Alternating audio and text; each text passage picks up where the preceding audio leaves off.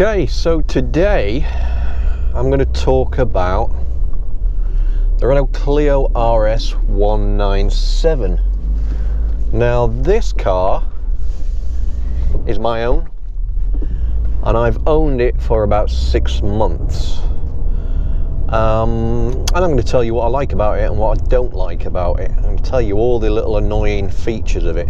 And a good thing about a review like this, even though some people may call it biased, is the fact that because I've owned the car for 6 months, unlike a lot of motoring journalists who go on these car launches to the south of France for a couple of hours and get put up in nice hotels and everything, they only get to drive the car really for a very short period of time. And they don't get to know what it's like to live with day in, day out. So I'm going to give you a bit more information about that. So what have we got? We've got a 2009 Renault Clio RS. Now it's the 197, not the 200. So still 197 PS, about 194 brake horsepower. Going through the front wheels via a 2-litre 4-cylinder engine. Now that makes it pretty brisk. It's not what you call fast, but it's pretty brisk, and it sounds really good like that. Probably can't hear it on the camera, but it does sound very, very good. When I bought the car, first thing I thought was, well, it's nearly a 10-year-old Renault, there's gonna be things wrong with it. And to be fair, to start off with, there wasn't actually. I was quite impressed, quite surprised. However, now I've had the car 6 months, there are a few problems starting to raise its head. One being the fan has packed up a couple of weeks ago. Now, the good thing about it is it's just coming into winter and it's only about 6 or 7 degrees today, so technically I don't actually need the fan all of the winter, but I'll get that changed out soon. And also the sat nav, as far as I can tell, only works, just bear with me a second, only works by the little remote control that comes with the car. And I've never actually used a sat nav, I've never had a need to. However, it would appear that I'm hoping the batteries have gone in the sat nav, otherwise the sat nav's knackered. I'm not sure which one it is. I think the batteries have gone in the remote more than anything. So a couple of little things wrong with it. And also as well, I have noticed when I do a sharp turn left, there is a little knock underneath. Now I did check one of the old MOTs and it did actually state that something to do with the steering column was a little bit loose or something like that. Didn't affect the MOT, just came up as an advisory, and it certainly doesn't affect the way it drives. So, but apart from that, to be honest, that's been it problem-wise. And I suppose those sort of problems you could say could come with any car that's nearly 10 years old. Now, when I first got the car, I used to have a Mini Cooper S on a 57 plate, and I was actually expecting the build quality to be really quite poor compared to the Mini, but I was quite surprised actually. It's actually, the build quality is not too bad in here at all. This dashboard is nice soft touch plastic, and it actually looks quite pleasurable as well. All right, when you get down to the bottom bits down here, this is all a bit nasty and a bit scratchy, and however, on the whole, quite pleasantly surprised with the build quality, I have to say. That's one of the good things. While we're on good things, I've got to say one of the best things about this car is the engine. It's an absolute joy to use.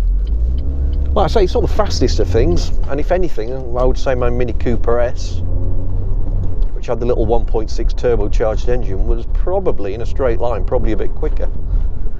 However, this sounds immense. It's just Actually, when I first bought the car, I thought it was an aftermarket exhaust.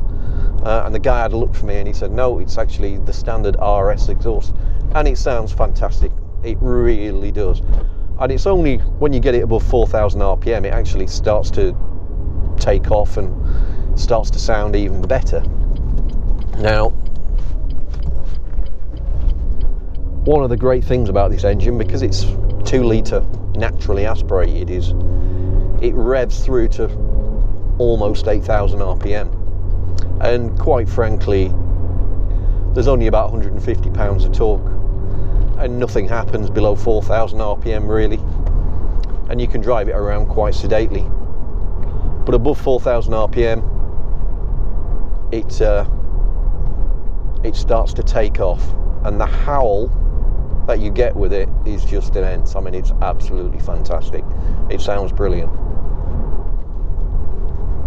One thing that's not great about it is the fuel economy. The Mini, I would average an easy 40 to the gallon. According to the trip computer on this, my daily commute to work, which is a mix of dual carriageways, town work, and quite a lot of average speed cameras, 50 and 60 mile an hour average speed cameras, I'm yet to get more than about 33.5 mile to the gallon on my run to work, where the Mini was doing easily high 30s. However, it is my second car, it's my fun car, so I can't really complain too much about that really. If I wanted decent fuel economy, I wouldn't have bought this. So, but yeah, I suppose that's the downside to it, but the engine noise and the way it revs through makes it all worthwhile, I've got to say. It's absolutely fantastic. Excuse me. So that brings me on to a couple of things I don't like about the car. First one being the fuel economy. It's not great. However, you know, you don't buy a car like this if you want 50 mile to the gallon, do you? The seats in this, even though they're very, very supportive and very good, because the side bolster is so big, you rub it every time when you go in and out, and it fades and tears quite easily, as this one has started to show its wear and tear. Oh, and there's the fuel warning light coming on. But also as well, very weird little quirk about this car is the cruise control. Now, you activate, or should I say you control the cruise control by your steering wheel up and down like this, which is all well and good. However, to turn it on, it's just a little button down here, which seems, quite frankly, a bit bizarre really. It's a bit strange, but at least it's got cruise control. And to be honest, the rest of the cab is actually it's quite good in so much as ergonomics. It's not bad at all really. Everything's to hand, and everything seems pretty easy to the touch and pretty easy to work out as well. There's nothing, you don't have to go into any menus like you do in new cars and start moving things and finding what you want. It's all pretty good. It's a 10-year-old car, so a lot of that stuff wasn't actually invented there. Now, as well as the engine, which is fantastic, another thing about it which everybody's raved about, which is one of the reasons I got the car, was the handling. Now, this for me is a revelation. After owning a Mini Cooper S on a 57 plate, I was actually expecting the suspension to be rock hard, like the Mini was.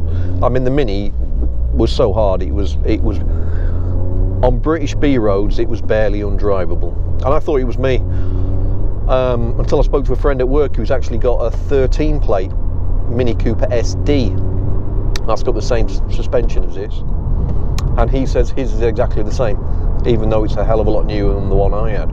So it's obviously a trait with all the Minis. So when I got this, I was expecting it to be very much the same, and it just isn't. The suspension is so well sorted out, and it's so well damped, that to me the Mini felt like they took a Mini which was a good handling car and thought what we'll do is we'll make a sporty fast one, so we'll just put some rock hard suspension on it, stiffen it up, and then that'll do and everyone will be happy. Where this actually feels as though it's been engineered from the ground up to be a small performance car.